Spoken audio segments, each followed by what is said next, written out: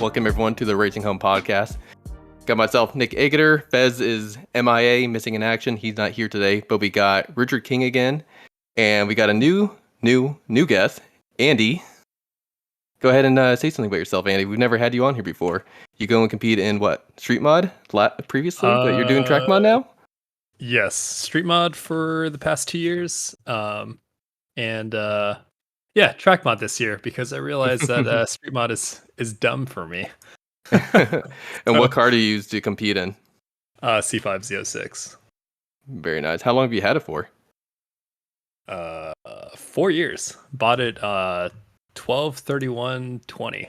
I guess 3 years. I can't do math. 3 years, I think. Roughly around that time. Like that. Yeah. Very nice. But yeah, what's actually pretty cool about having the two of you on this episode is the fact that you both have C5s. Wait, Richard, is yours a Z06? No, I have. No, so yours is a poor model version. I have the Walmart C5. Yeah. Except, yeah, that's right. All right, so Andy has the Target C5. Richard has the Walmart C5. Actually, your C5, Richard, is color blue, so it actually matches up with Walmart colors. Walmart. Well, technically, green, it has some red now, so it's like. Oh, it does. It does have a little bit red. We're going up market. We're going up market, which is kind of the whole point of this podcast, isn't it? It's slowly merging into a Target realm, starting to get a little bougie. Right. Actually, so I want to start off with Andy, and I want to hear, why did you go from Street Mod to now Track Mod? Why did you go up market, upscale? So I'm gonna try and say this as elegantly as I can, but I have a really I don't really know how to articulate this very well. Oh, you're fine. We don't articulate anything on this podcast. Okay. So here's the thing. So I run Street Mod. I ran my first full season last year, and before that I tried to run a season and my trans blew up at NCM. Actually, when I think that was like the first time that we met in person. Yeah, it was. Yeah. Andy and I, first time we ever met each other was at NCM.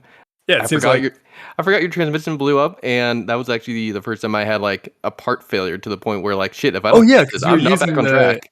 Yeah, because we were using the die grinder to like get your wheel stud out, right? Yeah, exactly. Yeah. Wheel stud broke, so it's like shit, I need to take this out, and the focus, the hub blocks the wheel stud from popping straight out, so we just grinded down the hub, shoved it out, and then put a new one in there, and I did the other side when I got back home. Yeah, maybe I'm just bad juju because the first time I met Fez, he slammed his car into a wall. So it's like the first time I meet everyone. So I'm going to sage my car the moment I meet you, Andy. Maybe we should end the podcast right here. I don't want any listeners crashing while driving. Yeah. Okay. Anyway, you can cut that out. Okay. So back to the question. Yeah. Okay. So the thing I realized after running a year of Street Mod. Is that I think the chassis setups are more or less about the same. Like your mid corner speeds, like your min speeds are all the same. Like there's pretty much, I think there's like three major factors when I look at this to figure out how competitive I can make my car and maybe like ways that I can get an edge over my competitors. And I think for Street Mod, the rules are like, you're restricted in terms of traction, like by tire size, right? So like you're limited to 285 or smaller for rear wheel drive or front wheel drive, and 255 or smaller for all wheel drive. I don't really care about that. Hey, no. But you're running like a 270, but everyone's running essentially a 275, just because it's the aspect ratio that you need. That's what Jackie runs. That's what I ran. That's what pretty much everyone else in the top 5 with rear wheel drive is running. But I think like, and then the arrow is like kind of open, like 5-inch splitter extension. You can have canards. You can have a decent sized wing that sits like, approximately 5 inches from the bumper, which isn't really much of a limitation. But really, like I think, I think the thing that really changes how I saw Street Mod was the engine restrictions, because the power levels it's not power capped. It's just, And when you really look at the rulebook, it's open to do just about anything. Like a stroker, like a 408 stroker LS2 with the twin turbo kit is legal in Street Mod. In track. Oh, in Street Mod. Like in Street Mod. And so like, no, I was just looking at. So you're looking at yeah. So you're looking at a class that would allow north of 1,000 wheel, but you're traction limited to 275 mid corner. Wait, hold on. I'm reading the Street-Mod rules right now. It actually does have a bullet point where it said naturally aspirated V8 engine swaps in combination with aftermarket forced induction is not permitted. Yeah, it's not engine swap though. I mean, like I could just stroke. Oh, you can still an LS. okay. You can stroke because an you're LS1 already running that motor. Like an LS1 stroke. I think you can get them up to like a 383, which is over 6 liter. That doesn't really matter. Like effectively, it doesn't matter what motor you're going to put in it. Like, and a stroker motor is going to make so much power everywhere. In LS it will. form. And so, and I think what I realized was like this last year, I focused on maximizing grip because I didn't want to have engine issues. I just wanted a reliable drivetrain to make it through the season. Yep. And which you did. And I did pretty well. Like I placed 6th overall. But I think the thing I realized is that there's just like such a power, like there's so much of a power difference between people who are like really committed to street mod and like people like me that don't want to push like crazy power, because I think you really do like I'm like I realized this last year that I draw the line at like replacing a rotating assembly, because the moment your motor comes out and you have to do motor work, your costs go up like an insane amount. Like it's really easy to go over 10 grand. There's like that like 550, 600 wheel threshold, at least for LS land. And once you get above that mark, the cost. Even 550 though, because like I mean you're looking, because I did an assessment. I have like spreadsheets on spreadsheets of all these builds, and I comb the internet to figure out the probability of making this kind of power on an LS3, on an LS2, on an LS7, on my LS6, LS1, and like LS6, LS1, you're like 6K into 480 wheel with like really good heads, good cam profile, like good intake manifold, like LS2 throttle body. You know, like an LS3, you're looking at like 490, 480 wheel with a hot cam intake, an intake with a stroker LS3, you're looking at like 550, 560 maybe. Like if you spend a lot of money. But at that point, you're almost spending as much money as like buying an LS7, and an LS7 with a cam will make about 600. If you do NA stuff, which is going to cost you like over 20, you can get to like 7 to 8. But it's 20 grand. I mean, you could also like buy an iPhone. I could buy a GRD6 almost, you know? Yeah. Like, I could also just go to Club PR and save my money in the long term. Anyway, so here's the thing. Like, so pretty much when I look at the rulebook for Street Mod, it ends up becoming a drag race because everyone's traction limited, and so you're not going to find time on people mid corner, and the aero allows you to do some external aero but doesn't allow you to do like under body work, so you can't flat bottom the car, and so you're not finding additional time there, and so you're going to find it only in the straightaway. And it was really nice for me to compare to a driver like Ryan Matthews, who's a seasoned driver with a 447 LS7 and a C5 Z06 on AO52 275. I met him this week at Super Lab Battle. Yeah, he's a super nice guy. Yeah, super nice guy. And that car, like, coming from that land of like autocross, Optima stuff, he's a great benchmark. He is an incredible driving talent. And like, that car is very well sorted.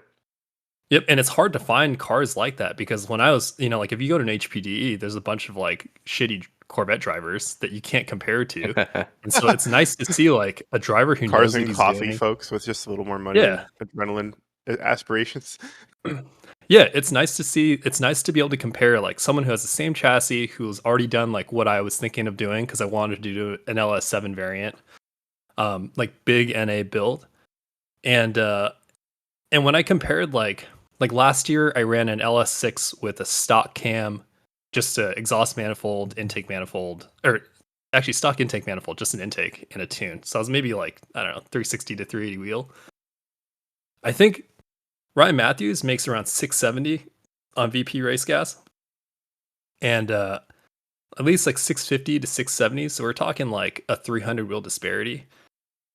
It amounted to 4 seconds at CMP. Like I have a side by side video that I grabbed his fastest lap off of YouTube and I put it side by side to see where I'm losing time, and it is entirely from straightaways. Like no amount of like we had like very similar mid corner speeds. Even if I'm like couple of mile an hour faster mid corner min speeds, it doesn't matter. Like the car was so fast in a straightaway, it actually like it just I get dusted. And I see the same thing when I look at the CMP or when I look at the NCM lap from like 2 years ago against Nick Kors in an 8th Gen Civic Turbo. Like he beat me by a second. We were actually neck and neck up until the last corner at NCM. Granted, I'm pretty good at the first half of NCM, and I'm like absolute dog shit at the second half of NCM. But we were like rounding the last corner at the same time, and then he pulled a second on me on the straightaway. Holy just shit. a drag race. It was. I mean, that car looks absolutely nuts. Like it looks like a rocket ship. Like it feels like a rocket ship watching a YouTube video. I can't imagine what it actually feels like in person. But yeah, it pretty much imagine. like, yeah. When I looked at this, I look at my C5. I think like the way that I assess this is, well, one of the biggest advantages of a Corvette is the fact that we can fit huge tire without having to really do much work at all, right? Like we're not having to cut and rebox recorders to do wide body stuff. You don't even really need to do a wide body to go over to a 305, 315. And like I've ran 11-inch 335 on a stock body. You just have to have the right wheel offset. Yeah, like so like our advantage is that we can run massive tire without having to do a bunch of work. Like I talked to like Jamie Santos about his car and on his like 1M replica, and he's like, you know, he thinks he's like tough shit running 18 by 10 and a halves in the front. I'm like, oh, that's cute. Like, so that's like that was like my rain set last year. That's child's play, man, in the C5 world. Yeah, but like for That's everyone real- else, wild. it's like you get to double digit widths in the front, dude. Like crazy. For us, it's like, dude. I mean, like I'm running an 18 or 19 by 12 and a half all around this year on stock fenders still. Like, It's good. That's Jesus good. fucking Christ. Yeah, it's crazy. But like, Yeah. going to Street Mod, that's what a wheels are you limitation. running, Andy? Apex SM10s. They like Hell yeah, don't those are really good. fit. I actually just designed a flare to like a little fender They, spat. okay, thing yeah, to- okay. Yeah, I've seen those wheels before on C5s. They poke a little bit. They poke a unless you little. either I kind of wish camber a softs lot- were a little higher. Did you get the C7 style little lip flare things? Because you can buy So, those, yeah, that's and if actually- you heat them up a little bit, they'll fit perfectly around our front So, fenders. I'm gonna do that to my car. I tried to find them. I have a want to buy out on a couple pages right now, but I can't. No one's hitting you like, up. I don't want to spend real money on these. Like that's the problem, right? So like I just scanned. I'll ask my buddy. He bought an eBay knockoff set for his base C7. I'll hit him up and I'll get back to you. Okay, on let me know. what he Otherwise, found. 'Cause I 3D scanned the front end of the car at some point, and I designed a flare last night that I was gonna print today and just see if it would fit, and then just build the tabs on the back side and then just bolt the thing on. I just need to cover the top of the tire, like, Yeah. just to get through this year because I don't have any money to wide body this car after spending all the money doing everything else. Yeah, the 3D print will be good if you just Yeah. print it in the right direction. Or actually, I also found that. So I was like trying to measure things out with a metal ruler, and then I realized that I could also just bend the metal ruler to fit, and it looked pretty good. Literally just Home Depot tab the fucking metal ruler. It's like, Dude, like, like fucking street sign that shit. Like, yeah, I was like, I looked at it, I was like, holy shit, this is not offensive. Okay. So anyway, yeah. So the other But thing you that's can the do thing, too though. is like, I don't know how wide your splitter is, but if you kind of want to segue that into making like a front air dam in the to front, make a full just spat, to, like have some wheel spat to it, help get that splitter to work a little better. Yep. Anyway, so like, but the whole point of like, I think the whole point of the C5 though is that like you can fit big tires, so Street Mod's just the wrong place for it. And when you look at op costs, because I know Richard, you mentioned something about operation costs, right? And you're like, well, it's cheaper to run in Street Mod. And for the longest time, I also said I never wanted to be in a class higher than Street Mod because I didn't want to have the. Yeah, I didn't want to. I mean, like I had my LS 240. The thing was a track mod car through and through. It was crazy expensive, right? Mm-hmm. But when you get into like serious Street Mod stuff, like when you're trying to place top 5 consistently, you're gonna spend pretty much track mod money. And Street-Mod is getting so competitive right now that you can really like when I look at Gridlife's, you'll have like your top pack. I think it's anywhere that you have competition. You have like you usually have at least like a top pack of drivers, and then there's maybe a gap, and then you have that second pack of drivers. And if it's like a big enough class, then you have like a third pack, right? But that was kind of cluster. Your times kind of cluster together. But Formula One, baby. Like, yeah, but when you look at like your probability of doing well, like for me, I was like at the bottom of the top pack last year. I'd like to say for power reasons, but I don't know. That may be conceded. That I just didn't make enough power. Is there realistically, like looking back at it, is there anything else you feel like you could have done with setup to increase cornering speeds? Like, because Ryan Matthews, for example, is on drop spindles, and those do a lot. I asked him about those cars. I asked him about if it made. They're like the OG LG ones, but it's like he said it did not. He said he couldn't feel much of a difference at all. Here's the thing though, right? You need to like go back and do the math if you really want to understand this. If like the way I think I would do the study is I would figure out what the min speed would be to cover 4-second delta at CMP. Like what I would have to average, how much faster I'd have to drive, and how much higher is the average speed for me to make up that power difference. And it's just not there. Like I don't think the rulebook will allow you to do that much. No, that's too much of a gap. On that tire size you won't. And yeah, it's the chassis setup is too restrictive. No, it makes sense. You're limited on downforce, you're limited on tire size. Yeah, and you look at, and like to be fair, like Dewey's car is like proof of that, right? Like the thing is unbelievably fast. Like it's all powered freight trains. Trains down front straights. I think the gearing is set right on that car. Like they did a lot of work on gearing and drivetrain, and they nailed it. Like I can for sure that thing does not make more downforce than any C5 with the decent aero setup. Like the thing has like crazy high frontal area relative to like a C5. Like so it's got way more drag than we do. Like it's just not shaped right? Like the thing is not designed for this stuff. But the fact that he literally beat the fuck out of all of us by not just like a little, by a lot. Like even Ryan Matthews, right? Like I talked to Matthews at Mid-Ohio, and he was like, he said like coming out of Keyhole, he just got like dusted in a straight line by him. Like that's over 600 wheel LS, like built LS7 on race gas getting wrecked by a Subaru like 2.5 RS. Like I don't know, man. You know, like and like for sure, like that straightaway is long enough where if he's, I mean, like it sounds like he was fast enough to make up like over a second on him just driving in a straight line. Like that's insane because Ryan's car is also like 3,000. Ryan's car is dummy fast. Like it's dummy crazy. fast, man. Like and to get wrecked like that and to be consistent, like, and it's not like it wasn't just like I know like you know I talked to like Ido Waxman about Mid-Ohio, and he tells me, you know, from his Pratt and Miller experience that Mid-Ohio is a power course, and so like yeah, that part makes sense. But when you look at how consistent Dewey has been everywhere, being faster than Ryan, I think that's the proof for me that like it is ultimately a power thing. That wasn't like for Ryan Matthews, he has enough driver experience that it's not driver.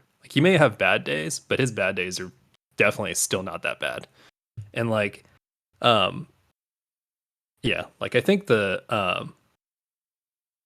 yeah, I just, when I look at this whole thing, like, and when I look at so, like all the other variables that make a fast car, like I looked at like Nick is like, do your homework, read the rules before this podcast.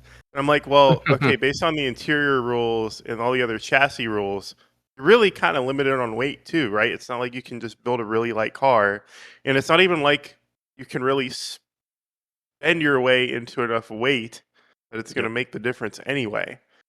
You know, so it's like you got to have all your climate systems. You can only change material on so many things.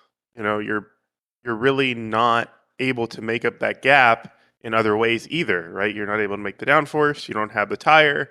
It's not like there's a cheater tire out there. Everyone sort of runs the same thing on roughly the same size wheels. You know, it's not like there's something that no one's exploiting. You sound like what you're saying. Yeah. And I think the other part too is like you can try pulling more weight out of your car. You can try pushing the limit of the rule books, but if you want to guarantee that you'll do well in Street Mod, just make more power. Like I realized that part too. Like for a second I was like, okay, but what if I like game the rulebook and I just pull a bunch of crap out of the car, so I just have like HVAC with like, just whatever, like pretty much like paper, like just the like balsa wood for the air box, so like when I turn it on, it just blows air and it goes the right places, but then there's like nothing underneath there. But it doesn't like it's still not a guarantee I'd even be like higher than like top 4. But for sure, like if you just made power, that alone would be enough. Like that's kind of the thing I was learning at Super Lap Battle. And I went and I was just like, none of these cars look like they particularly were like shooting for the maximum of the rules. I felt like all of the money spent on like a lot of these street class cars, because street class was kind of like the class I had my eye on, which Ryan Matthews was in. Yep. It was just like power. Like you have all these Supras that really just, they look like freaking stock Supras with aero on them and a little bit of, like some diffusers or like some carbon fiber hood, like whatever. Pretty base, like pretty run of the mill. Like aero. you hear they're like, yeah, we built the motor. The B58 makes 600 wheel horsepower. It's just some crazy number, right? Like everyone was a little different. Car is making definitely. Yeah, and more that's than what that. I was explaining too. Is like even in street class, in Global Time Attack, you have cars making 1,000 wheel, just like you're talking about in Street Mod. So I feel like it's a buyer's game on who can just put together the best fucking drive. Okay, but to be fair, I think we should maybe move away from that though, because all of racing is a buyer's game. Like you can at the end of the day, yes. You can like buy a I don't know, man. I It's have like messed 20k in mods in this C5 and in Autocross. It's done pretty fucking well. So if you're cheap ass enough. So here's the thing. Like I think Corvette definitely like much better value. I mean, unfortunately, you have to like sit inside of it though. So like there are costs associated with that. It's not all great. Part of me really wants to flock my interior just to sort of band-aid the wound that is the dash of that car. Yeah. Well, what's so cool is when I bought that car, it was like all stock, right? I started from the boomer ground bottom of C5 land. It had this like dash cover, but he had like the previous owner had Velcroed it like in really good areas and done a really good job of having like the Velcro put on the dash cover and on the dash. And it's like I've gone 140 on the backstretch of Harris Hill, and it hasn't like, it doesn't do anything. It just chills and there's no glare, and I kind of love it. Oh, that's nice. Yeah, I don't know what brand of dash cover it is, but I was like, oh shit, this is actually kind of cool. It's probably like eBay or something. I was seriously like the freaking the red on the Corvette logo in the middle is all faded. Like, yeah. Oh, it's.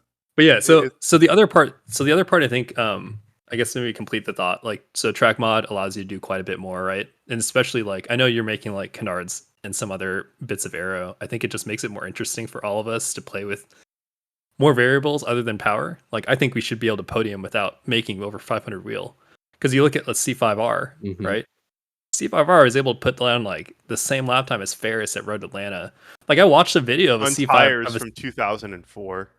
Yeah, I mean, like we're talking about like tires that should perform like AO52s, like just maybe not in like in longitudinal grip, but definitely in lat grip. And dude, I mean, like the video I found of one of these C5Rs at Road Atlanta, it ran like a 128 in the rain, like in the rain, enough rain that the wipers were on. Like, dude, okay, like that's just ridiculous, right? Oh, it's but insane. It can do it, like. That's a restricted sub 600 horse car. Like, you do not need to make like Ferris makes with almost 2,000 horse. Like, I think last year he ran, right around like 1,200 wheel Ferris or something. Makes like that much power. I thought he was doing like 1,100 wheel. I think that's what he's operating at. But I know this variant this year is more. Like, it can do a lot more. I think I'm guessing he's probably still sorting the car out, so there's no reason to risk it all. He didn't even. I met him for the first time at Coda at Super Lap. He's like, dude, the fact you're talking to me right now is the reason I'm still awake. Because he was telling me that he was on like a 40-something hour stretch of no sleep, but he still like had his car out talking to people. I thought it was really cool. He's sharp. Like I like that he knows. He is a very sharp man. He's not one of those guys where you're like, oh, clearly you did not build this. Like he definitely did a lot of that, or at least Mhm. I picked his brain on quite a few things, and Yeah. I got that same impression. Like it's Yeah, you get the vibe. You just get the Yeah. the thing. it is a like, vibe, initial honestly. Dior, It's like yeah, like the initial you Dior thing is definitely real. he didn't have a YouTube mechanic behind the camera, sort of thing. Yeah, yeah. So, but anyway, yeah. So track mod, 100 treadwear tires also better because they last longer. I found that SC3Rs are from me talking to my friends that have run SC3Rs and AO52s back to back. They say that SC3Rs are up to a second faster, depending on tarmac condition, of course, and temperature. But you get more consistent laps. Lifetime is probably about the same. But the prices are actually about the same. Like when I priced out RE275 RE71s and 30519 SC3Rs, the prices were like pretty much the same and cheaper than AO52s are more expensive than A7s. Yeah, no, the thing is, Literally it's more expensive than dumb. A7s. Yeah, it's dumb. So that drove me to do this. Like I can So fit more rubber. what are you gonna do? So what else Well, I are was gonna you? ask. Oh, I Hold think on, we're asking the same question, Nick. Well, let's see. I'll ask my question, and you tell me if it's the same one, Andy. So, what have you done to your car to at least be more competitive in track mod? Because if you Nothing that would make me any less competitive or any more competitive in street mod.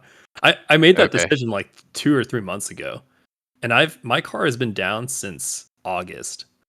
So like I Okay. did not plan on doing track mod things, but it's very clear to me that like I spent all of last year just optimizing chassis and just making sure that it gave me the tools as a driver to put down the times I need to put down. And I was able to do that. Like I definitely feel like I gave Kyle McHugh a run for his money. And Mhm. considering that car is making 550 wheel and I'm on a stock cam LS6, like I think it did pretty damn good. And the chassis is pretty well set up. Like even at Mid Ohio, I think we were within a second of each other, which is pretty wild considering the power difference. Yeah, I was actually looking at Mid Ohio right now at the lap times, and I think you ran a 132.646, and in track mod that would have placed you into fifth place. Yeah, so you would have positioned one spot higher in track mod. So when I also look at where I place the same or better, but it's because it's less competitive. Yeah, and I think next year we'll only get more competitive in street mod because now you have Jonathan Wheeler, who I'm gonna be honest, like I talk a lot of shit about Z's, like Nissan Z's. Like come from Nissan, like I get it. I have not seen a single 350Z aside from like the special ones like Sasha Annis's car and stuff. Like I have not seen Z's where I'm like, whoa, like dude, this thing is crazy. It's like usually I'm like, how the fuck is this thing slower than an S2000 with like a bolt-ons at the track? But Jonathan Wheeler's car, I mean, that twin turbo 370Z is fast. Like he should have beat me at CMP last year on like whatever enthusiast GTA enthusiast spec. Oh yeah. Yep. Like he was like he wasn't even on 200 treadwears and he pretty much matched my lap time at CMP. Like that shit was nuts.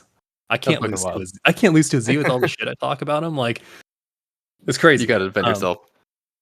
Yeah, exactly. I gotta. Yeah, the Corvette peeps are relying on you, Andy. You better deliver. Yeah. Hey, so Richard, so now I'm curious about your car. So like, so right now as it would class into track mod. Absolutely, 100%, 100% track mod. Okay. It's 2,875-ish pounds. Yeah, that's definitely a lot of interior. It's on 18 by 12, 18 by 13-inch wheels. The aero definitely. Like I have dual element wing. I got to put way more of the interior back in. I think that's kind of the biggest thing. And so, like, for y'all who are way more familiar with the grid life rules than me, is in track or in street mod rules for interior, I have it pulled up. It says, and I quote, cars must remain full dash, climate systems and controls. Does that mean I have to have AC in the car? For track mod?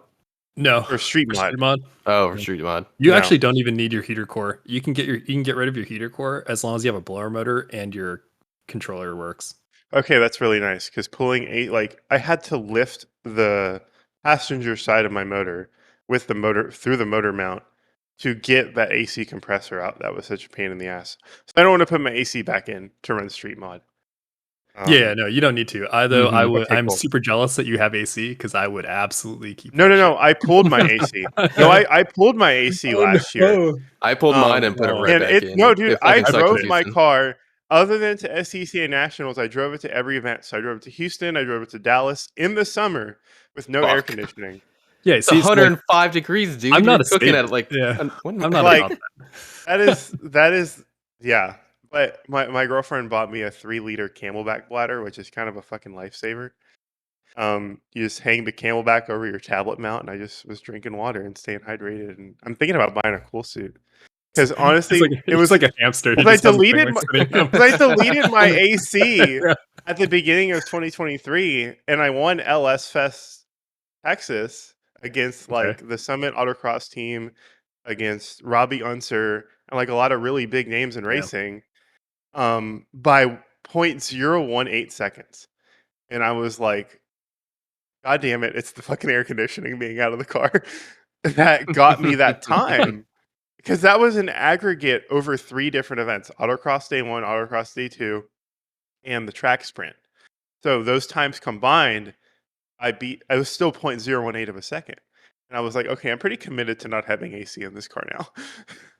And that could also, I think you should keep in mind though that can also, I mean, that's also well within the window of just driver to driver variation, right? Like, yes, driver comfort is real, which is why I've also invested a ton into ergo. So like I have like to essentially like the 10th of an inch have like my wheel spaced how I want it. I have an AMT motor. I have an AMT seat mount, which Andy, you probably know about. Best seat mount. Period. Like Mark did such a great job with that. You have it like an infinite level of adjustment, essentially. Yep. I have a Sparco Sprint, which is very much an entry level seat, but honestly, like I've street driven it to Houston and Dallas and beyond. As long as you fit, it doesn't matter what it costs. Well, it costs, and it's like people are like, "Oh, my back hurts so much," but I'm like, it's really for that seat. For me, it just fits me well, right? So, ergo's a big thing, and I agree, driver comfort's big, but I don't. Yeah. If I were to do AC again, I do like an electric AC in the dash sort of thing. But I thought I actually bought all the AC components. So my C5 was like, dude, the thing is, when I bought it, it was like 130,000 miles on it. I'm like the 11th owner. It's like, fuck. It's been beat. We have like opposite stories on our cars. Yeah, I mean, and like my buddy that, the buddy I bought it from, like he like put a new clutch in it at one point, and he was doing like drag racing stuff, and he was like, yeah, he's like, yeah, stock LS7 clutch is good for about 80 pulls. I was like, what? He doesn't know, but he doesn't go by like he doesn't go by it's like not by mileage. It's just by number of drag pulls. Okay, so this is a hot take, but I think the LS7 clutch is thoroughly overrated. Oh, it's a piece of crap. Like, it's a piece of crap. The fucking bite point. The bite point is in the stratosphere. Like, it really can't hold up to modern power. Like, okay, 10 years ago it was a great clutch. 10 years ago for LS3s and LS7s at the time was great, but really you need to go aftermarket now if you want something either for big power or, to be fair, the abuse of track use. It's affordable. Like you can't argue. It's like it is, but neither is the labor of replacing it, right? Like unless you're doing it yourself, like just buy once, cry once, get like a Texas drivetrain diamond or like a monster clutch or something like that. Something good for the big numbers and something that's honestly going to be way lighter and get you to be faster. Yep. So and that's me finally replacing my clutch. Oh yeah, the first time my clutch started to slip was at 24 hours from now, Nick. We're going to be doing your clutch. 24 hours. 24 hours. Car's back up in the air. It's ready to go. Yeah, actually, to be fair though, like when I look at the only thing I'll give it is the LS7 clutch is like $500. And when I looked at like, when I look at clutches for like anything else, like my buddy's like old Mark 7 GTI, Nick Carl's GTI. Dude, I was looking at clutch kits with him. I still remember this because it was so ridiculous. Like I will never forget it. He was showing me these clutch kits, and he's like, yeah, this clutch kit only holds like 400 foot-pounds of torque, and it was like a $900 clutch kit. And I was like, what? How? What? Yeah, like How can like GM can It's sell like a stock so clutch that can handle more power, right? weird. Like that's for like half the price. Talking to those type of people, like having own LSs. It's just like such a like the scale is so different Yeah. on things. So I run a Texas drivetrain stage 3 diamond. So it's a single disc 6 puck, but they have a 15-pound billet flywheel option. And I feel like that's like the perfect. What's the diameter of that? That's not low MOI, right? It's a stock diameter. Okay. It's a stock diameter. I would highly recommend doing. I put a 7.25 quartermaster clutch in, and it is day and night difference. Like 20. I think I measured it out at. I think it was like 22 or 23 pounds total assembly with the flex plate. Mm-hmm. The other thing I think about too is with the autocross stuff, we have like Pro Solo, which with Pro Solo, it's like essentially there's 2 autocross lanes with a drag race style tree, and you have 2 mirrored courses, and you start from a standstill. So 60-foot times are really important, and I want something that's really easy to launch with. And also at LS Fest, every event was a standing start. So okay, that's brutal. But I would say that I've driven multi-plate like low MOI clutches that are like damn near impossible to drive. Like there's just no way you can modulate it. For some reason, this 7.25 quartermaster like Optima R setup that I'm on is super easy to get used to. I've heard nothing but good things about quartermaster. Yeah, I literally I feel like in terms of like really small clutch options, like for LS's quartermaster seems to be like the most popular. It is really easy to modulate. Like it seems really scary because I'm sure you've. How much was your clutch package? It's like 2,200. So cut that number. So take a third of that number, and that's what the Texas drivetrain option costs. Yeah, which is fine, but I think the problem is what you were saying before, right? Like it's like buy once, cry once, and I can service this with the bell housing on. Like I actually figured out that I could pull the clutch cover off and pull all the plates out with the bell housing still bolted up. So I just pull the torque tube, and then you just pull that crap out, and then you just like put all the discs back in. Shit. Okay. Wow. It's a big. Out of all things you said, that was the one. That's the takeaway. Yeah. All right, thank you everyone for joining this podcast. And like the key is, I'm thinking about doing a service tray for the trunk for the diff. Yeah, I did the same thing already. Saying fuck it and. Yep, I did that. I did that this G-Speed used slide latches, and I thought that was awesome. I was checking out Fleming's car at Superlap, and it was all slide latches for that. And I was like, 5 minutes, and I can pull my diff? This is amazing. Yeah. But the problem is you got to pull like the exhaust, and you got to pull that stupid cover off that has like 1,000,000 bolts on it. Like, I think that's you got to build like a jig to like have a like single hit. Like, just hit it once. I did that outdoors in a slanted, it was like at a 10-degree carport at my dad's shop. So my dad, he doesn't own a performance shop. It's just like his fuck around and find out shop that he has his tractor and RV in, and he has a carport, but the whole unit is 60 by 70.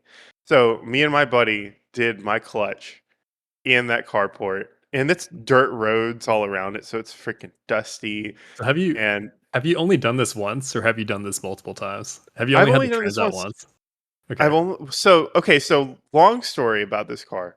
So I bought it from a Mitsubishi dealership in Lubbock. It was all stock minus like the dash cover, like a Corsa exhaust, and like some other boomer stuff. That actually, dude, that's the best. The Corsa sounds so good and so expensive that you don't want to. So good, it's so expensive. I sold it, and essentially, essentially, I got this car for it was 60,000 miles. I'm the third owner.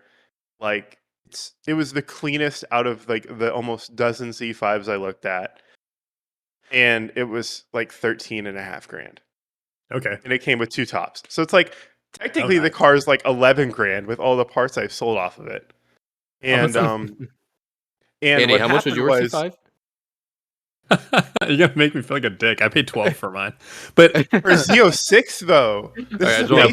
Okay, no. Richard got a steal, but mine was like double the mileage. Like reverse gear was like synchro was completely gone. It was not usable. I couldn't I remember. Did you have to turn the car off to put it in reverse? No. Okay, so you could do it, but what you had to do is you had to lean on the shifter the entire time you're reversing. Otherwise it would like pop into like the gear would like wouldn't actually engage. But if you put too much load on it, it would also slip. So like I remember putting trying to back up onto a 2x4, and I just put the 2x4 right behind the rear tire, and I'd try and reverse, and it would strip out. So like I had almost no ability to reverse. I drove that car like a motorcycle. Like I tried to find like spots where I could like get it up onto an incline, so I could like put it in neutral and just kind of let it roll backwards to get out of wherever I was. Yeah. The only time I found like any sort of pop out issues on my car was if you pull your cover for your shifter, you have those two little bushings that hold your shifter to the torque tube. Dude, replace those. I like some generic AutoZone bushing and replace those things. Because I swear to God, for like 6 months, my car was popping out. I was freaking out. I was like, what the fuck? Like, it tried to adjust shifter position. It's just the bushings. Like, replace the bushings, and the issue went away completely. That's good to know. I'm saying like if that happens, it's an easy money thing to do before you start like tripping about like a trans failure. No, that reverse thing was definitely a trans failure, and then it finally like I figured out what ended up happening to that transmission. So at NCM, I was like running the last session of the weekend. I'm just out there running laps, and I go to shift from fourth to third, and it just won't. And it won't go out of gear. It's just constantly in fourth gear, which is, I mean, thank God I have the LS6 makes just enough torque that fourth gear is not that big of an issue if you had to drive around on it. But I think what happens too is like the shifter pads, like on the on like that shifter, I forget the shifter ring thing. I forget the term is right now. That shifter fork, the pads will fall off and they'll get jammed, so you can't get out of gear. And it's not like it's crazy expensive to replace or to service, but when you factor in like downtime, like probability of getting someone to service it, or probability of you doing it and fucking it up or doing it right, and then the cost of it, it's like I think it's like $1,000 in parts if you want to like go in and rebuild all of it. It's like $2,000 to have someone else do it, or it's like $2,500 you buy a 6060. And so I bought a 6060 because I was like, well, did you weigh it? Because I've heard a lot of people say that all that hardware for the 6060 and stuff is way heavier. I can believe it, but 6060 feels so much better. I don't even fucking care. So like it doesn't matter. That's fair. That's fair. It shifts so much nicer than the T56. Like I ran the same MGW shifter on the old 56 trans and then on the 6060, and I've had two 6060s now because I had a GS geared trans, like the 2.97 trans, and then now I'm on the Z06 trans. I forget what the gearing is, like 266 or something. Like it is 6060s, dude. Like even if you're just keeping, you can do a 6060 and stay C5, like C5 mount and C5 diff if you just buy like a non-Z trans, because like the non-Z 6060s are the older spline count, like 29 spline count or whatever. So you can. At that point, I was just gonna like augment the subframe to build like a plate to mount the Z06 6060 if I did that. Oh, just do a subframe. Like just bolt the subframe in, and people complain about like the anti-squat being shifted, and so like the car does weird stuff. Like, dude, I put all the control arms back on. I did not, like, I just was like, fuck it, we're just gonna run with this, and it works totally fine. Like I ran all of last year on it, and with no problems at all. Like I don't have rear traction issues, nothing that I can't manage. Right? I don't need the car to drive. The car doesn't need to drive perfect because I can fix my driving to make it drive the way I want it. So I'm not worried about that. As long as it doesn't stop me from putting lap times down, who cares? I get that. I mean, there's also an argument to be made about like, okay, if you're looking at your data, are you really setting up the car for optimal grip? Are you really having the max G and max cornering speed throughout different elements of the corner? Yeah. To say, okay, this is just my driving. So you can optimize, if not, you're leaving right? time on the table. But it's a time. It's also like that's definitely like what is that? Exploration versus exploitation issue, right? Like, how much time do you really want to spend trying to find that versus just trying to figure it? Like, you have to. I think the approach for me is have a car with a large process window to allow the driver to do what they need to do. And if it holds you back from being competitive enough, or you can very clearly look at this very quickly and say like, oh damn, like you are definitely like I'm slower than mid corner than a GC8, then it's like, oh shit, I got to do something about that. But if I'm like faster than the GC8, thank God, mid corner. So I actually think that's an amazing argument for autocross. I think for autocross, when every course is different and you have different surfaces and you don't know what you're walking into when you go into that event, I think that's like the ideal argument to have. But when you have a known optimal line on a known surface with a lot of data points on the exact same route of which you go on the racing surface to compete on, I think you really are going to try to focus on optimization on a road course. Yeah, of course, like it's time attack, but and you have only so much seat time to dial in. But I think honestly, out of everything, you just made the perfect argument for like an autocross approach, which is what I've done with this car. I'm like, I want it to be at the 95th percent. I want it at the 96% to slightly understeer. That's what I've done with this car, right? But versus track, when you have a known on where you're going, on speed equals distance over time, you know exactly where you need to go to get the most speed. Okay, well then we can have a little more leeway, or less leeway in terms of we're trying to really get the most out of the available grip. You can if you had a team. Like there are a lot of things I'd like to do, and I've tried to get students to do some stuff for me.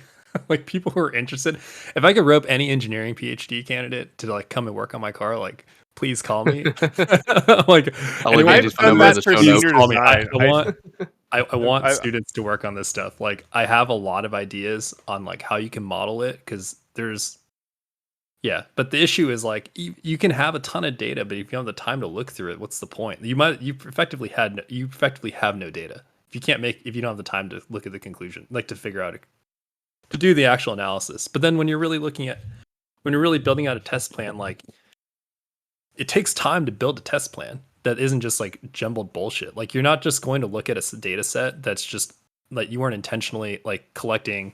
Like you weren't intentionally looking for something. It's the probability of you actually finding the answer that you really want just by looking at like some given data set is a lot lower, right? Like it may be messy, or like what I end up finding when I do like work, like research projects at work is, like like I might have all this data, but then it's only the parts that are like really fucked up that are the parts I really needed. And I wasn't, because I wasn't like I didn't intentionally design the experiment to focus on just looking at this one thing. Then now I have all this, now I just like realize I have to do this test again because the data that I really needed is fucked. But even though I have a lot of data, it's just I don't have a lot of data for the part I actually need. So like, I think I agree with you. Like, there's absolutely a way that you can do that, right? Like you look at F1, that's all they do. They have a whole team of engineers just optimizing per track. And you can absolutely do that. But from a grassroots perspective, I think it really is like a pragmatic approach. Like there is an engineering ideal, which I like. Like that's the part I'm in. That's like why I got my master's. Like that's why I do all of this stuff. But there's only so much time in the day. And when you're like a one-man team, more or less, like when you're doing the work, when you're building the stuff out, like, and you're still, got a full-time job and like all this other stuff, like a wife or a girlfriend, you got to make sure it's happy and you got all of the above, man. Like I work full-time dealing with a lot of the same like data analysis projects that you do. I don't know exactly what you do for your day job, but I deal with a lot of basically what he does. I want to optimize a tool that I can't even see what's going on inside of it. That's what I do for a living. Yep. So, and also like with a 3D print business, I live with my girlfriend. She has her business and her hobbies and like all that stuff that she takes care of. So I completely understand the time thing. And if anything, that's the biggest thing holding this car back is the time I haven't been able to put forward to invest into it. So, but there's always we all feel that. But there's always barriers like that, right? There's always like a money barrier or a time barrier or something like skill. I think it's like you just like when I look at this stuff, it's not what I I can't look at like what I wish I could do. I need to prioritize those things. So I just get the Yep. highest impact things done first. Because I Yep. do research. Like my entire job is just research of things. Like I work at a research institute. and and I think that's what I've noticed. Like there are a lot of things you can look at, but you really have to like figure out Go for the lowest hanging fruit. Yeah, lowest hanging fruit, and like or the highest, or really it's like the highest impact portion of these projects to focus your energy on. Because you're even in like these big, like even in these big research projects that have like multi-million-dollar funding, and you have multiple engineers working on stuff. There's always extra like avenues that you could pursue that would be really interesting, but you just don't have the time for, or the funding, money. or like That's or the other thing too. manpower, But like, I guess like the difference here is that the way I think about it is just like, okay, because you got to keep in the mind the sensors that you want are probably also not going to be like I have an AMXP in my car. Like I have, like I've like, and the reason I bought the MXP was just to do more data collection because I want to do this. But then the problem is like my fucking car is always broken, and so like I have to prioritize. Like, okay, do I want the data or do I need it? Like, should I like just need to stick with the stock? There's cam jack and just for that. not, huh? There's what? jack for that. There's jack for that. My car is always broken. Yeah, like it's Yeah. yeah. It's a time. It's like a time over thing.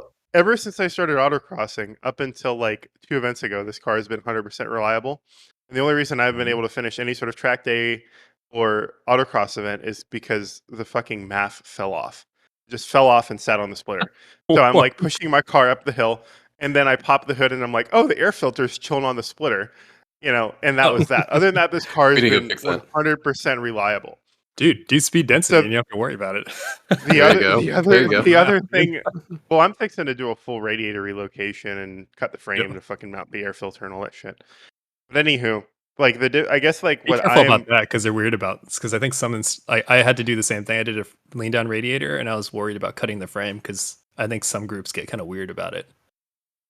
I mean, you can justify it, but like I've talked with Gelati, and I have a lot of different avenues to go. Okay, but I don't know. I just like in terms of data, right? Like you have to look at like, okay, what does data mean, and how can we put it into practice? And that's sort of where my focus is, at least in my day job too, and even with my business. Is okay, if I run this part and I see this impact or I see this product failure, what does it mean, and how can we make the changes, and how quickly we can make the changes, and how reliable are the changes to yield a quantifiable result, right? Yep. And that's kind of where my end of like, okay, working as an equipment engineer, I'm like, okay, I want to understand fundamentally what every single possible change I can make means, and then look at what the impact is. And that's where like, okay, I feel like if I needed to make an adjustment on in a Gridlife event, I feel like I can have quantifiable impact. But of course I have to put that into practice, right? So a question for you, right? When you do your tests, let's say you have one session where you have data that shows some impact. How confident are you in knowing that impact is not due to some environmental thing, some unconstrained degree of freedom that you haven't considered? Or maybe it's just driver variation, right? Because driver variation can be a second over a day.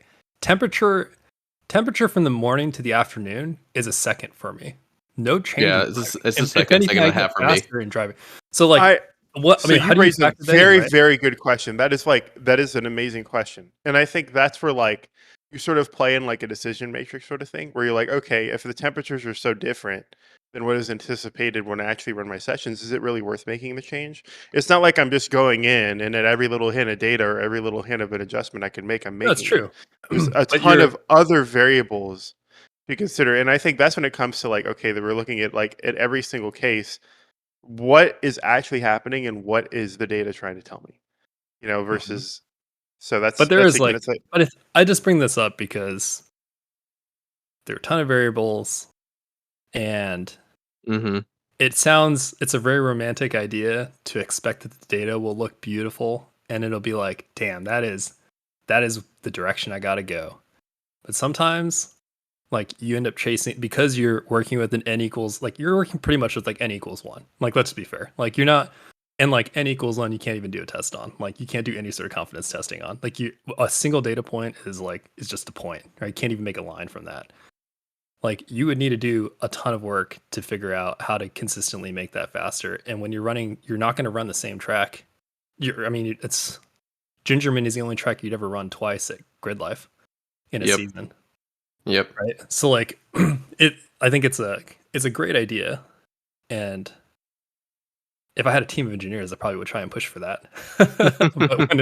but when it comes to actually like being, it's the pragmatic approach of doing this. Like what you're describing is something that will be like years of work to get to. And if you really want it, if you really want it to be like a rigorous engineering project, I think it'd have to be like years of work at the expense of your competitiveness, because you would have to have the car be more or less pretty similar every year. Right. And like, you're not going to want to do that 100%. I know it sounds like you want to win. So like, you're definitely not going to do that. Podcast wants to do this. So like, you're not going to do that. But like, that's the thing. Like, this is just the part that I see. Like, I started off thinking the same thing. And now as I've gotten like older and as I've done more of this stuff and now I've also like seen a lot of like research stuff in practice. It's like kind of unsatisfying to see. It isn't just like beautiful picture every time you do stuff. You just like look at the data, you like build a skew and you're like, shit, I mean the vibe here says to do this, so I guess we'll just try that. It's not really data. Like it's not true. Like you're looking at vibes. Like you're not looking at like real things. And in engineering, like when I worked at Intel, they didn't like, you weren't rewarded for doing like crazy rigorous work. Like you're not doing an academic study. All you're doing is like, goddamn, get the vibe. Dude, Samsung is the same way. They're just like, can you just deliver? But that's the thing, right? That's everywhere. That's because everyone has the same problem, which is we don't actually care about what's going on. Like we just need to figure out what's going on enough to get the job done.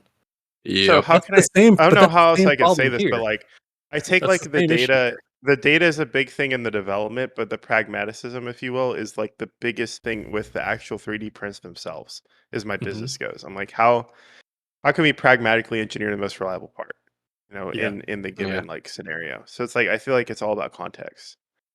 And I think you make a great point too, of like, okay, there is only so much time, right? But I also think that versus autocross, there is some level of, consistency. Consistency that you can leverage in your analysis to have some sort of edge in the game if one approach versus the other. Now, how far you want to go with that, completely up to you. You can have the Pratt and Miller team on your side and build a car in 2001 or so that whips everything ass to this day. Or you can take what is most important to you, or what you deem most important and that you deem have the most impact, and exploit on one or two variables. And voila, you have something as a result before the end of the weekend. I'm not saying you have to reinvent the wheel every weekend. I'm saying there are things that are potentially out there that exist that, based on a case-by-case basis, you can exploit in a road course setting versus autocross because of the level of consistency you have.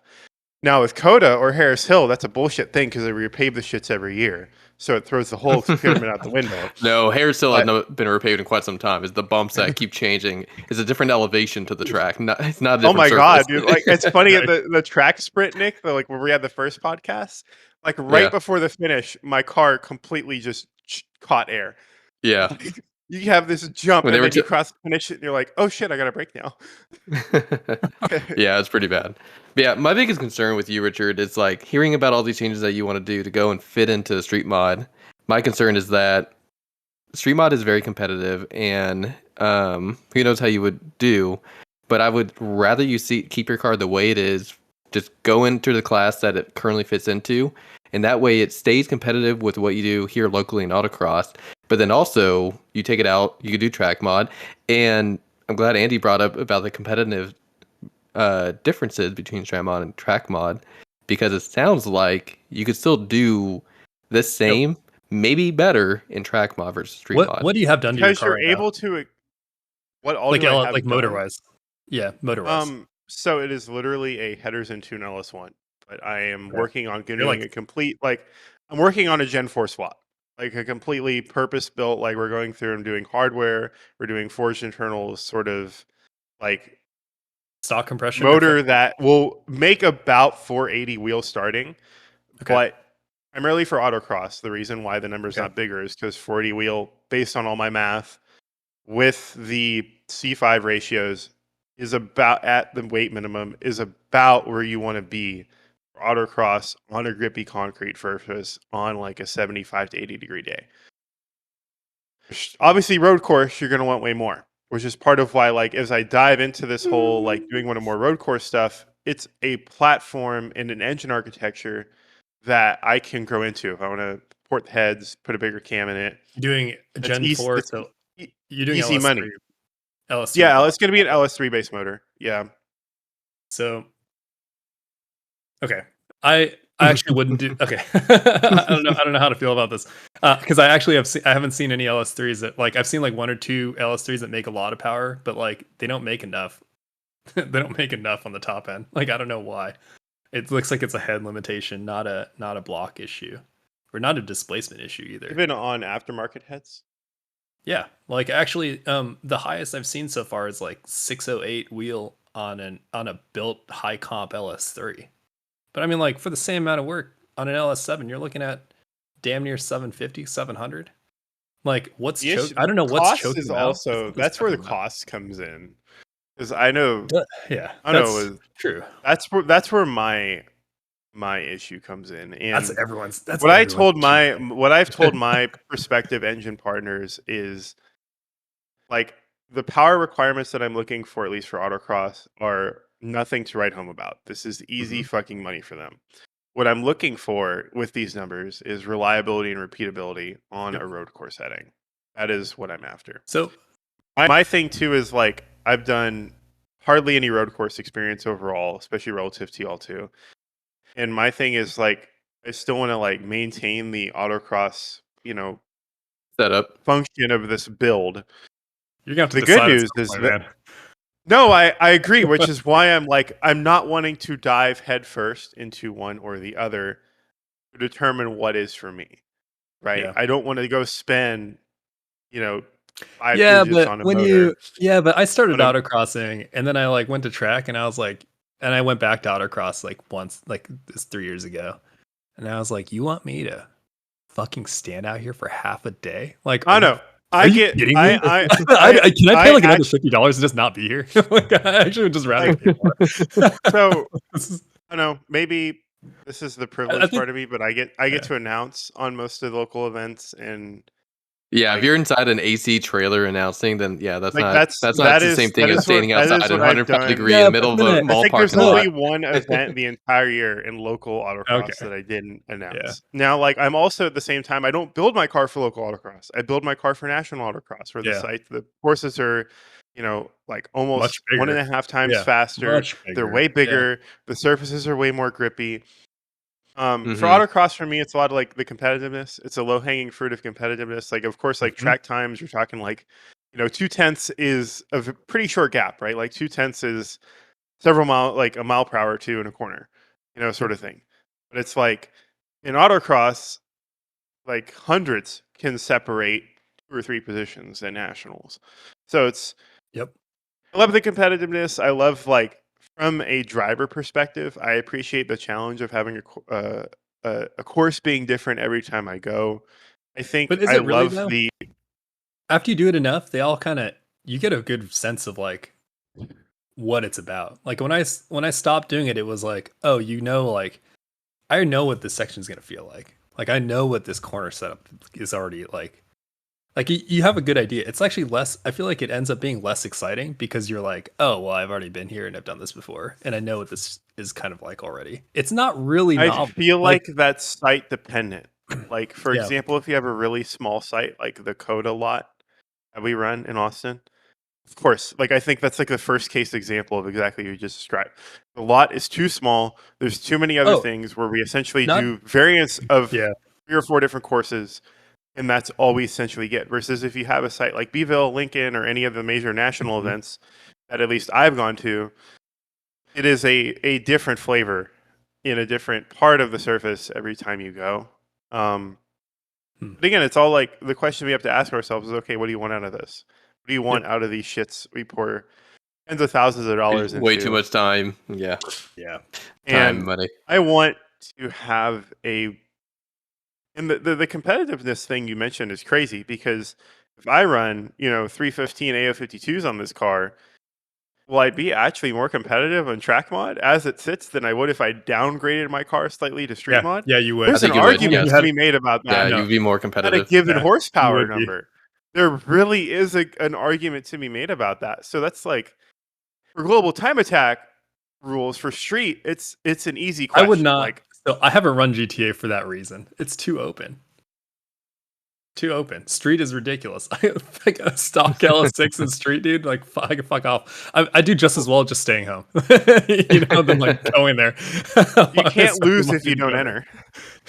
Well, I lose anyway. Yeah. So, like, I don't know, man. I don't know. Six in your first full season is pretty good. So It is, Yeah. but I'd actually anticipate that this year would not be the same. Like, because John Wheeler is coming in, because other drivers are starting to pop up. McHugh finally like picked up his build. Now it's ridiculous. the other thing you should ask yourself is, how much do you think in how well your chassis is set up and how light your car is? Okay, if you did My put car's more fat. power in it. My car's heavy. Okay, hold on. How much Let's does not your talk car about weigh? weight over here. But my car Huh? weighs more than both of y'all's. Focus, 33. focus, 33 focus. driver. My Badass. it's biggest loser for my Focus. Yeah. Andy, how much does your car weigh? 3,300 with driver. What? It weighs that much? Oh shit. No way. Because the half cage was like okay, so I actually I have that quartermaster clutch that dropped guaranteed 40 pounds off my drivetrain. I already have coils. I have I weighed the radiator setup, and the radiator setup that I built weighs less than the factory setup does, because you also get rid of like the radiator bracket, the lower radiator bracket, and everything. I have Steel like, mount stock, so it's easy to get rid Yep. of that weight. and like I got rid of I don't have flip up headlights anymore because I had to get rid of it to put the intake underneath the headlights, just because I didn't want to cut the frame. The flip up headlights, don't believe what everyone says. Everyone's like, oh, it's like 50 pounds weight reduction or something, dude. It's like I think it was like 5 pounds on each side weight reduction from the shitty headlight setup I have now. Like, I shave like 10 pounds off the front of the car. Yeah, I think though the thing that offset it was the bolt-in half cage, because that weighed like 100 pounds on its own. Yeah, so that'll do it as well. It'll absolutely do it. But I'm trying to. I mean, that's also avoid, with a full tank of gas, because my my level sensor right now is not working in one of the tanks, so I've just had to run full tank the entire time. But I've been running like a half tank trying to do for the every other math. for all of last year. Yeah, I pulled the tank out to do the fuel system because I was gonna boost the car, and then I put it back in, and my gas gauge doesn't work, and I don't want to go back there right now. So at about a half tank versus full tank, you're looking at like 50 something pounds. yeah, just about. Oh. So I think last year when I was competing, the car weighed in at right around 32 with like less than a half tank. And you can actually run with the factory pump setup. I've found that you can run less than a quarter without starvation, which is also crazy because you can really get. So I found out why that is. So Why? the way the It's LS very- tanks work is Yeah. they for the first half they take from one side and they Yep. take from the other. So you have a very you look at the shape of the fuel tank, that fuel is gonna be down at the pump. Yep. Even at very high G levels. So They did a good job with it. They did a good job. Seriously, You don't get that with though. new cars. Yeah. You don't get that with all these new cars. Seriously. And they all have these fuel starvation issues. We're like, even my 240, I ran that thing down to like some S2000 guys are bitching about Oh, dude. having to run below an eighth of a Yep. tank. I'm like, get out of here. you're like, dang, dude, the only thing I'm worried about is running out of gas. Like, just Right. Wow, must be Yeah. nice, y'all. I've Yeah, never it's real actually nice. fuel started my car. My car has been fine so far. But yeah, I mean, yeah, do track mod. Yeah. Don't bother. Like, you will be more competitive. Yeah, especially if and- this is gonna be your first year competing in or getting into time attack after you go through HPD sessions. I would definitely say leave your car as is, leave it how you set it up, because you set it up the way it is because you enjoy it. You enjoy where it's at right now. Otherwise it wouldn't be here. So now that you're dipping your toes into the track scene, leave it as is, go into the classes where it's competitive, add the components that's necessary, like track mod needs some fire suppression equipment attached. You don't need fire suppression, but it's highly suggested. Well, I'm like, you gonna need a do fire it. extinguisher. But it's just funny. think- Yeah. But Like, what I was gonna, what I was, let me. All I was gonna say is like, just go and send it. Like the car is equipped the way it is. Maybe slap some new pads in there that are higher heat resistant, Well, I already and talked have to a fun. buddy. He's got some like Carbotech AP1s with like half a session on them, and he just tried them, EP1. Yeah, and anything that will he has like handle higher heat resistance than stock. stainless brake lines for like $170. He told me it's like come take it. What I will So say that is, going on I'm track saving up. doesn't. I'm currently saving up for AP brakes, the stock or Yeah. the non-radical front Like the APs. not okay, yeah, the 8320s or whatever. Yeah, so that's what I'm going to go with their really high flow rotor, whatever they tout as their high flow two piece. Mm-hmm. And then stick with the stock rears and you know, really nice fluid, and that'll be my brake setup. I'm going to probably work on some sort of plate like how Vorschlag does to just deflect some more air into the rotor just to be safe. I mean, that's adds like 2 pounds. Not really going to do much. 2 pounds sprung mass there, unsprung mass though, man.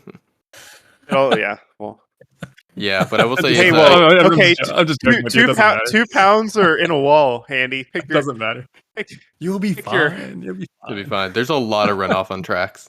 Yeah. Most of the time there's a lot of runoff, And especially you'll in the know hot. beforehand. Like if you're like if you're a ham-fisted fuck, like you deserve it. Like you just if you're an experienced driver, you definitely get the vibe like well before it gets to the point where it's a piece of like your brake pedal is a piece of wood. Yeah, my Yep, exactly. You'll be fine. You won't Mark have to worry about 60, that. Mark 60's on the books too. Yeah, Probably it's on mine before as the end well. of the year. I ran non-ABS up until the end of last year. Gang. I've been no ABS since day one. But then I got ABS. But then I fixed my ABS unit. So now we're gonna find out If it's actually I don't better know. or not.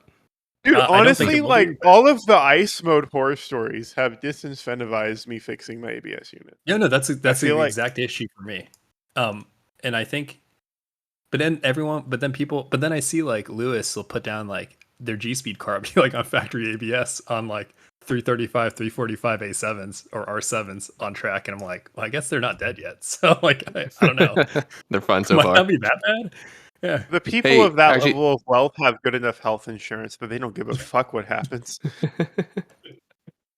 Yeah. I mean, I'm There's something worried to be said about like there. having to fix the car. Like, yeah. Likewise. Well, hey, it's already been like a whole hour. Was there any other topics that you wanted to talk about? No. Other than that, that was only my really rules question. Mhm. I may need to talk to Andy about like vendor, flare solutions. Mhm. On like because I have 18 by 12 and 18 by 13 Forger stars. I can do up to 295s with no problem on my Speedline wheels. But if I could not purchase a new set of wheels to be in my spot in Gridlife, I'd be pretty happy. Do track mod then, because dude, what are you gonna do? Put 275s on a 13? No, I was gonna do 275s two. on my Speedlines. Oh, I was going to do 275s on my 18 by 10.5 because it's a set of 4 Z06 rears and they're the real speed lines. So Yep. Hey Andy, over in track mod, it says that you can run down to 60 tread wear tires. Are you doing that, or are you still running 200 tread wear? I'm running SC3Rs. I think the 60, so like the tread wear rating like under 200 is pretty like it's all over the place in terms of performance, right? Like our 888s are under 200. Oh, so, and like our 888s I think are 100, but it's like I looked at this test and like the Nankang Air 1 is also significantly better than the R888. Because our 888's the same compound as it was when I was in high school. Like it's just a different belt design. But anyway, okay. like I think I run 100 treadwear tire now because and I run that Goodyear SC3R because I think it's the fastest tire up until you get into like Hoosier territory or non-DOT RCOMs. Right. Because everything good is under 60, right? You're not like Hoosiers are everything. Yeah, that's what I noticed too in my research. Is like everything under 60 is crackhead land. You have purple crack it under 60. So but everything above 60, you got to be very, very careful about what you choose. Just because it's rated at 60 doesn't mean it's any faster than 100, and just because it's 100 doesn't mean it's any faster than 200. Right. Right. Yeah. Especially when you have Yokes are great tires, man. I've tested I think 5 different tires. And the yokes are what works on this car. I've tested Falcons, BFG Rivals, King CRS V1 and V2, Falcon 660s. The yoke is king, man. As far as tuner hardware goes. Yep. There's minus like an ACR, For autocross, of for course. sure. Yeah. All my autocross it's just- buddies are all like real weird about. They're like, oh, RE71R. Like I have a friend who hates RE71 RSs because I've driven cars on Yoke them. guy. I actually think that might be the tire I run if I end up I like doing it. street mod. I've been But loving my ran as tire. far as autocross goes, if you're trying to get on the power out of elements, the yoke has so much forgiveness, and out Yeah. of all the tuner treadwears, I think it does the best in multitasking. I think you could really trail brake into stuff. You can really start adding throttle out of stuff. It really warns you before you go over too. It doesn't just snap like a Falcon or snap even like the Nankangs. Right. It's a very, very forgiving tire, and I've managed to do almost a whole season on a single set of yokes with the setup. That's I have. crazy. So that's like just the way I've set up the car. I realized that okay, if you're wearing tires evenly, it means you're getting the most out of them. Yep. So it's all the hardware seems to be working pretty well. So That's good. Pretty cool. But Nice. Yeah. Yep. All right. Well, I'm gonna end the podcast here because I don't want to keep going till this evening. I gotta do shit on my car.